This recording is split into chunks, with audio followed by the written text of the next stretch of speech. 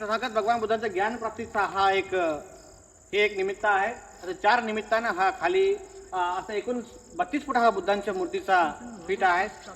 16 feet मध्ये ही चित्र काढण्यात आलेलं आहे आणि 16 फीट मध्ये बुद्धांच्या मूर्ती आहे. असं एकूण 32 फुटाची तथागत भगवानांची हा मूर्ती बसवण्यात आलेला आहे. समाजाला काय आव्हान करणार बंदीची तुम्ही? ही जी प्रकल्प आहे ज्या ठिकाणी आपण आलेला आहोत, ही प्रकल्प जवळजवळ 20 वर्षापासून हा प्रकल्प उभा होत आहे. या परिसरामध्ये जसा या देशामध्ये विद्यापीठ आहेत, जसे की संस्कृत विद्यापीठ आहे, उर्दू विद्यापीठ आहे, इंग्लिश विद्यापीठ आहे आणि हिंदी विद्यापीठ आहे, तसा नालंदा आणि तक्षशिला तथागतांच्या काळाच्या नंतर तर आजपर्यंत स्वतंत्र असं पाली विद्यापीठ कुठंही शासनाने किंवा इथल्या भारत सरकारने ते उभा केलं नाही. तर हे सामाजिक दृष्टिकोनातून, धार्मिक दृष्टिकोनातून आमच्या मोठे बंधजी स्वतंत्र डॉक्टर उपगुप्तजी महाथेरो आणि डॉक्टर एस पी गायकवाड साहेब तसेच संसदीय सदस्यांनी, मंडळींनी, विश्वस्तांनी एक उद्देश या ठिकाणी उभा केला की आपण एक खूप मोठे आव्हान आपण या ठिकाणी पूर्ण करूया. ज्यामध्ये या परिसरामध्ये एक पाली विद्यापीठाचा आमचा हा प्रकल्प आहे.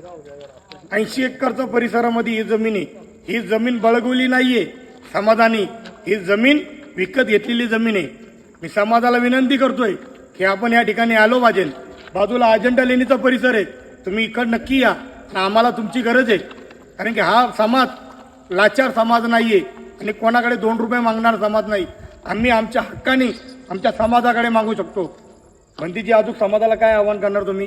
हे जे प्रकल्प आहे हे 2005 पासून ते आजपर्यंत सुरुवातीला 4 एकर, नंतर 25 एकर, नंतर 35 एकर असे एकूण करून आज आपल्याकडे 80 एकर जमीन आहे.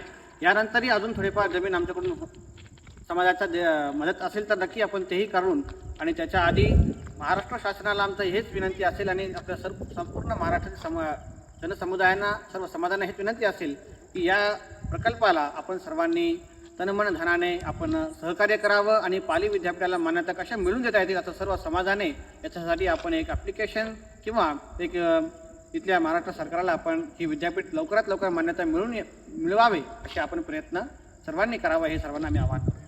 जय भीम.